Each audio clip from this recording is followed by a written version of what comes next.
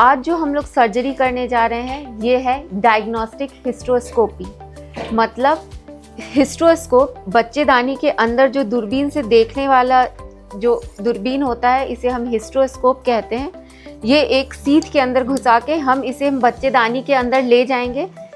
अच्छे से दिखाई दे इसके लिए एक कैमरा सोर्स होता है जिससे लाइट जाती है बच्चेदानी के अंदर, और बच्चेदानी को फुलाने के लिए हम पानी का इस्तेमाल करते हैं। ये सारी चीज़ हम एक साथ अटैच करते हैं, उसमें कैमरा लगाया जाता है जिसे हम स्क्रीन पे बच्चेदानी के अंदर जो भी चीज़ है वो देख सके।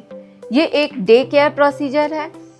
कुछ 15 से 20 मिनट का टाइम लगता है जिसमें हम सिर्फ डायग्नोसिस करते हैं बीमारी का पता लगाने के लिए, और अगर इसका इलाज करें तो वो ऑपरेटिव हिस्ट्रोस्कोपी कहलाती है जिसमें समय ज़्यादा लगता है।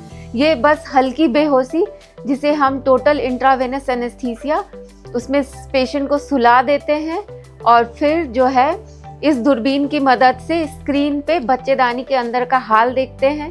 बच्चेदानी कैसा है, उसकी लाइनिंग कैसी है, और दोनों ट्यूब जहाँ से जुड़ा हुआ है जिसे हम कॉर्नुआ कहते हैं, ऑस्टिया, वो क्या ब्लॉक्ड है नहीं है। ये हम लोग को आगे ट्रीटमेंट के क्या परेशानी है ये पता लगाने में, और बाद में जो है ट्रीटमेंट क्या करना है, सही ट्रीटमेंट उसमें हेल्प करती है।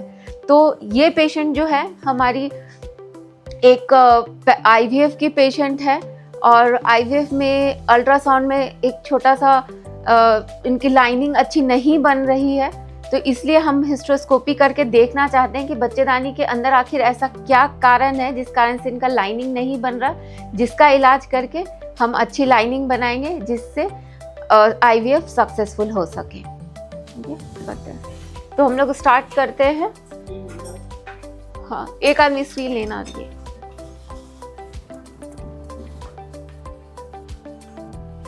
ये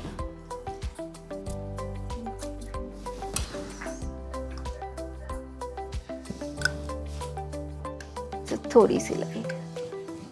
पानी स्टार्ट। ये हमने पानी के सोर्स और लाइट के साथ किया। ऊपर का लाइट ऑफ, स्पॉटलाइट ऑफ। अब हम स्क्रीन पे देखेंगे बच्चेदानी के अंदर हम धीरे धीरे जा रहे हैं। ये बच्चेदानी का मुंह है जिसे हम सर्विक्स एक्सटर्नल ऑस कहते हैं। इसमें धीरे धीरे दूरबीन से जो है हम अंदर जाते हैं बच्चेदानी के देखने के लिए। हम ये आराम से जा रहे हैं और ये हम बच्चेदानी के अंदर आ चुके हैं। ये बच्चेदानी जो है, ये अब हम बच्चेदानी के अंदर आ चुके हैं। क्योंकि इनका बच्चेदानी के रास्ते में थोड़ा सा रुकावट था जिसको हम सर्वाइकल स्टेनोसिस कहते हैं, इसलिए हमें अंदर आने में थोड़ी सी दिक्कत हुई। अब ये नॉर्मल यूट्रस लग रहा है। ये दोनों तरफ का दीवार और बच्चेदानी बिल्कुल नॉर्मल है। लाइनिंग में हल्का इन्फेक्शन ऐसा लग रहा है जिसे हम लोग क्रॉनिक एंडोमेट्राइटिस कहते हैं। बच्चेदानी का जो ये ऑस्टिया होता है जहाँ से ट्यूब है, ये वाली दाहिने की तरफ की है जो कि बंद है, और ये अब बाएं तरफ का है जो भी ये खुला हुआ है, या बीच में जो छेद दिख रहा है। और ये लाल लाल चकत्ते हैं, इसका मतलब इनको पहले से कुछ इन्फेक्शन रहा है और शायद इसी वजह से इनकी लाइनिंग सही से नहीं बनती। ये ऊपर भी लाल लाल चकत्ते हैं और ये नीचे भी। इसके लिए इनको हम लोग को मेडिसिन से ट्रीटमेंट देना पड़ेगा। बाकी बच्चेदानी ठीक है। हम लोग का ये हिस्ट्रोस्कोपी, ये बच्चेदानी के अंदर जाने का जो रास्ता होता है इंटरनल ऑस है, जो थोड़ा सा बंद था, स्टेनोसिस हम लोग कहते हैं, इसलिए हमें जाने में थोड़ी कठिनाई हुई, पर हम चले गए और ये हमारे हिस्ट्रोस्कोपी पूरा समाप्त हो गया। हिस्ट्रोस्कोपी के बाद जो है पेशेंट तुरंत ही होश में आ जाती है, और हम लोग 2 से 3 घंटे बाद इसको हम पानी पिला सकते हैं, और ये 4 घंटे बाद घर जाने के लिए बिल्कुल फिट होती है।